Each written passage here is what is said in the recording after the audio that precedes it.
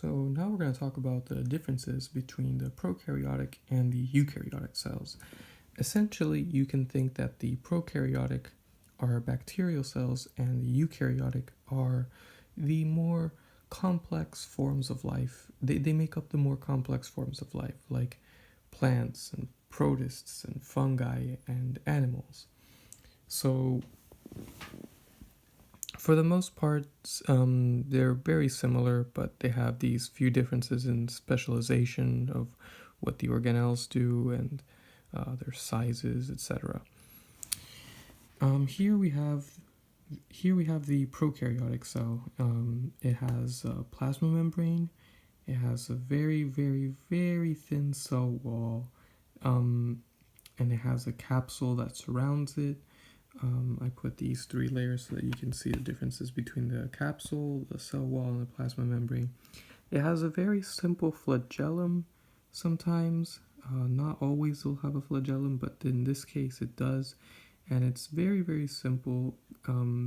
It's different from the eukaryotic flagellum.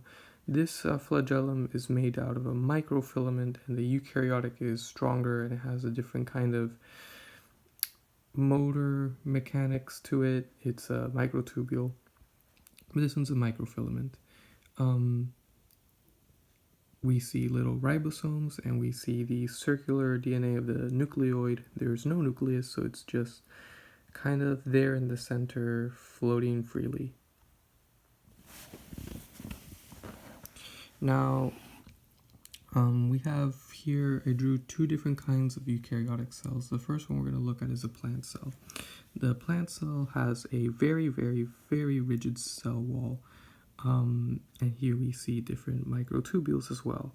We have the smooth endoplasmic reticulum and the rough endoplasmic reticulum. The rough endoplasmic reticulum surrounding the nucleus, which holds the DNA, and the rough endoplasmic reticulum also has the ribosomes that it sends out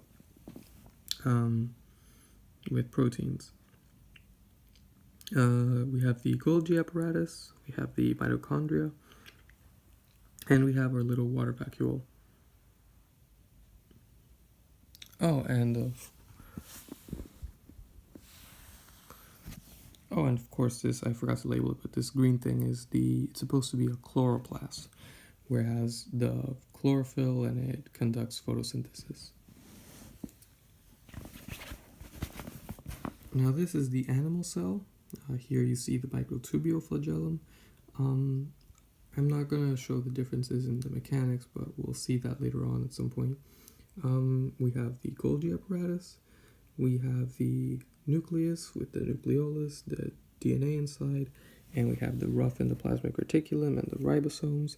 We have various different microtubules, and those microtubules have their motor proteins that conduct various different, they transport things and they carry out activities. We have the mitochondria. We have a vacuole. The vacuole, unlike the plant eukaryotic cell, it's not huge, doesn't carry water. What they use the vacuoles for is for transport, etc. And we have a little plasma membrane, the little thing there. It doesn't have a cell wall, but it's flexible and it's strong enough.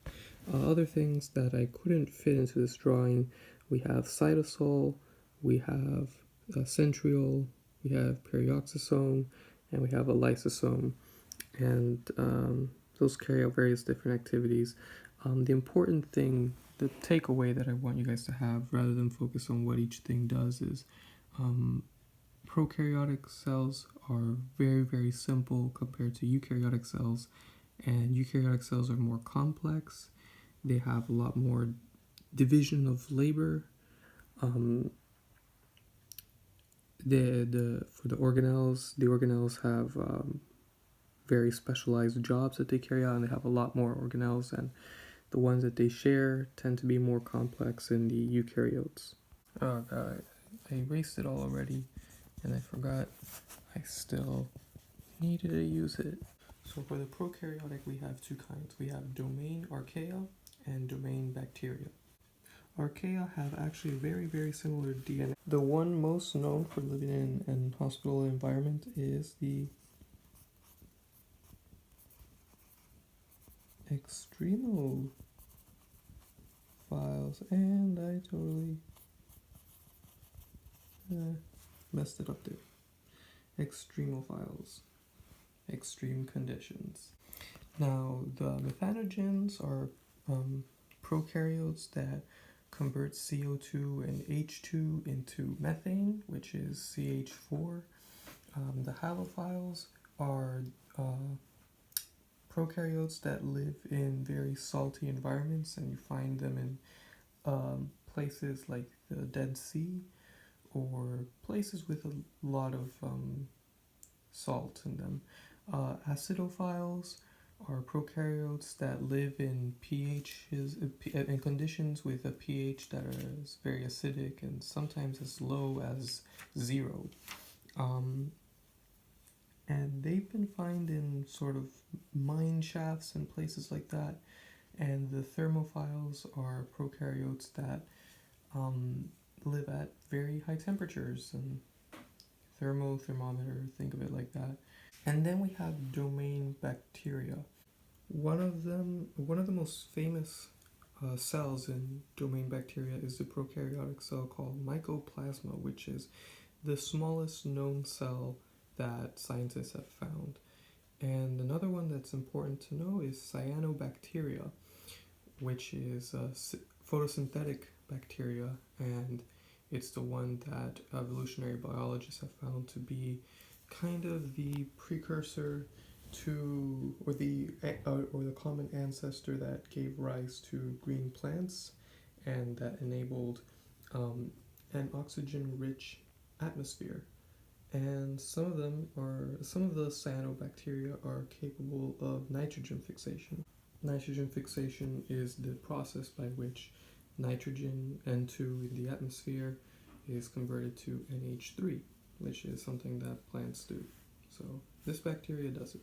Now on the eukaryote side of things, we have the first one, unicellular eukaryotes, which are single-celled organisms or single-celled cells, but they're actually pretty complex, as you've seen that eukaryotes can be pretty complex.